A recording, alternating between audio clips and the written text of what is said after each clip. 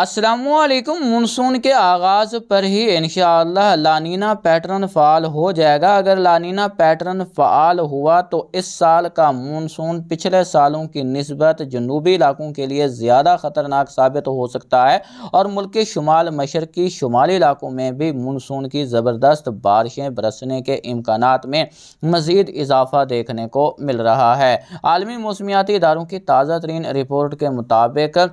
جون جولائی اگست کے ساتھ ہی وہ لانینا بڑھنا شروع ہو جائے گا، جبکہ جولائی اگست ستمبر میں اس کی شدت بڑھ جائے گی۔ اگست ستمبر اکتوبر نومبر میں پاکستان کے ساتھ ساتھ بھارت کے جو علاقے ہیں یہاں پر مونسون کی غیر معمولی سرگرمیاں دیکھنے کو مل سکتی ہیں، اور یہاں پر شدید موسمی حالات کا سامنا کرنا پڑ سکتا ہے۔ اگر بات کی جائے یہاں پر لانینا کنڈیشن کی، تو لانینا کنڈیشن کے دوران جو بر صغیر ہے، اس کے علاوہ یہ انڈونیشیا ملیشیا کے علاقے ہیں، ان علاقوں پر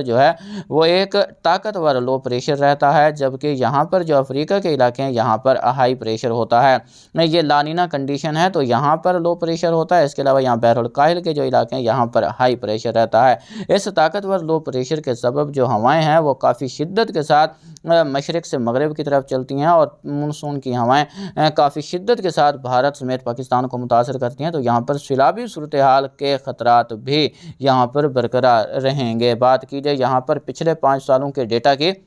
تو پچھلے 5 سالوں میں بھی ہم دیکھ سکتے ہیں کہ جو لانینا کے سال رہے ہیں وہاں پر پاکستان میں معمول سے زیادہ بارش ریکارڈ کی گئی ہے۔ 2020 وہ لانینا کا سال تھا، اور 2022 بھی لانینا کا سال تھا۔ یہ دونوں سال پاکستان میں معمول سے زیادہ بارشیں رہی ہیں۔ 2020 کا مونسون کراچی والوں کو نہیں بھولے گا، اور 2022 کا مونسون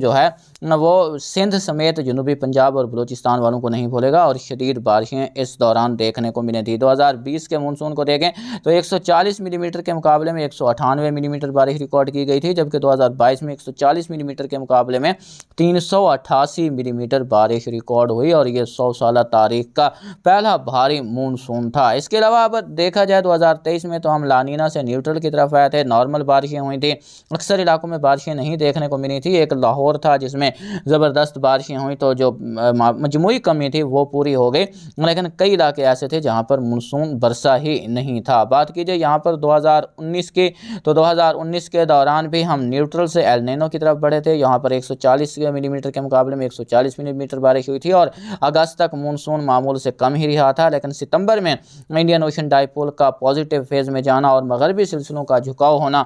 جنوب کی طرف، کیونکہ ایل نینو کی صورت میں مغربی سلسلے جنوب کی طرف جھک آتے ہیں، تو ان دونوں کے اشتراک سے ستمبر میں جا کر بارشیں ہوئی تھیں، تو جو معمولی کمی تھی وہ پوری ہو گئی تھی۔ اگر بات کی جائے یہاں پر 2021 کی، تو نیوٹرل کنڈیشن تھی، تو یہاں پر معمول سے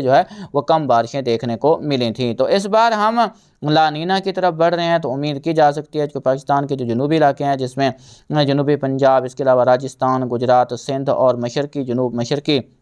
جو بلوچستان کے علاقے ہیں یہاں پر زبردست بارشیں دیکھنے کو ملیں، اور یہ سلسلے وہ بلوچستان کے باقی علاقوں کے ساتھ ساتھ متحدہ عرب امارات اور سعودی عربیہ کے علاقوں کو بھی متاثر کرتے دکھائی دے سکتے ہیں۔ پاکستان کے باقی شمال مغربی علاقوں میں بھی یہاں پر مونسون کی اچھی بارشوں کی امید کی جا رہی ہے، تو مجموعی طور پر پاکستان میں جو بارشیں ہیں مونسون کی وہ معمول سے زیادہ رہیں گی، لیکن شدید موسمی حالات جو ہمیں دیکھنے کو ملیں گے وہ یہاں مشرقی پٹی اور جنوبی علاقوں میں دیکھنے کو ملیں گے۔ ان علاقوں میں شدید موسمی حالات مونسون کے دوران دیکھنے کو مل سکتے ہیں اگر لانینا پیٹرن فعال ہو گیا۔ نیوٹرل پیٹرن برقرار رہا تو مونسون 2024 بھی 2023 سے مختلف نہیں ہوگا۔